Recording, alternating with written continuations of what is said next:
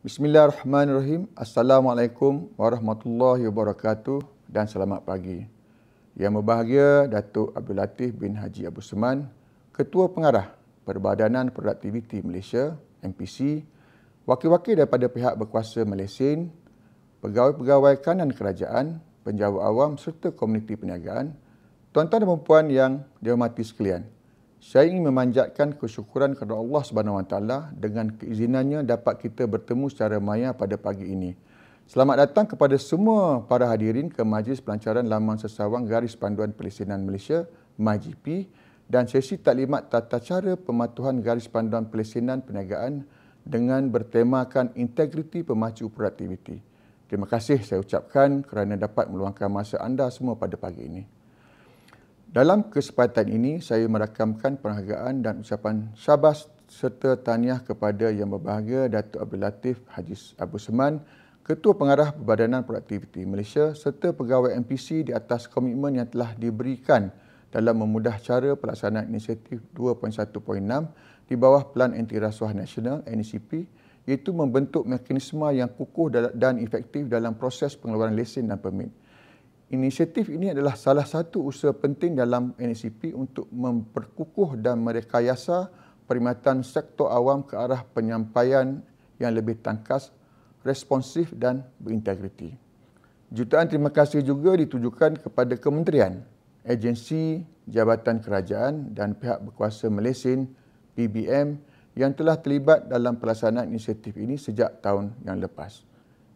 Tuan-tuan yang saya hormati sekalian, inisiatif yang dimandatkan kepada MPC melalui mesyuarat jawatankuasa khas Kabinet mengenai anti rasuah ataupun dikenali sebagai JAKMA Siri 2 2020 pada 25 Jun 2020 adalah untuk menambah baik ketulusan dalam proses permohonan lesen dan permit.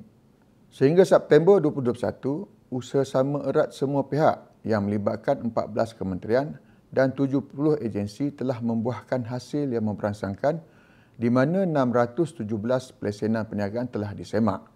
Pelaksanaan inisiatif di peringkat persekutuan telah pun selesai dan usaha kini sedang diperluaskan ke peringkat kerajaan negeri dan pihak berkuasa tempatan.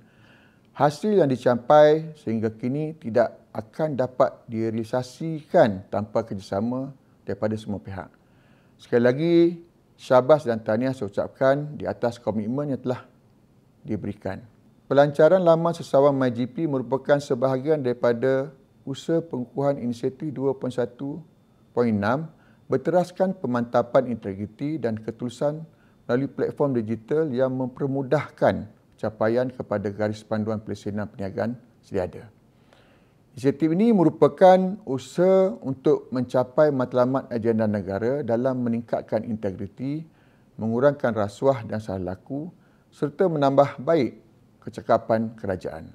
Tabik urus yang berpandukan integriti memberi impak yang besar dan ianya tidak tertakluk hanya kepada ruang lingkup pencegahan rasuah dan salah laku. Apabila proses permohonan untuk lesen dan permit menjadi lebih telus, syarikat dan pengguna akan lebih mudah untuk memulakan dan meneruskan aktiviti perniagaan. Dalam konteks yang lebih besar, faktor tabik urus dan integriti dalam pengeluaran lesen dan permit perniagaan adalah merupakan salah satu faktor penting yang menyumbang kepada persekitaran perniagaan yang kondusif dan aktiviti ekonomi berkembang serta meningkatkan produktiviti dan prestasi perniagaan. Yang berbahagia Datuk, tuan-tuan dan puan sekalian, di peringkat antarabangsa, tumpuan kerajaan adalah untuk meningkatkan prestasi negara dalam kecekapan kerajaan. Buat masa ini, kedudukan Malaysia adalah di tempat ke-30 daripada 64 negara melalui laporan World Competitiveness Yearbook.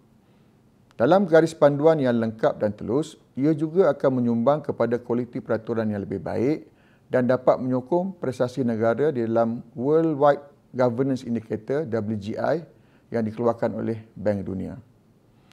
Perubahan perlu dilaksanakan untuk menambah baik ekosistem peraturan agar ianya tidak lapuk, sentiasa dikemaskini serta relevan dengan keperluan semasa dan masa hadapan. Elemen garis panduan untuk setiap peraturan dan permohonan mengeluarkan lesen dan permit hendaklah menyeluruh dan sentiasa dikemaskini.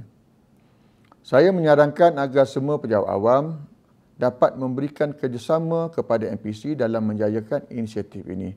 Saya juga menyeru kepada komuniti perniagaan untuk memanfaatkan laman sesawan MyGP dalam proses permohonan lesen dan permit yang lebih cekap dan efisien.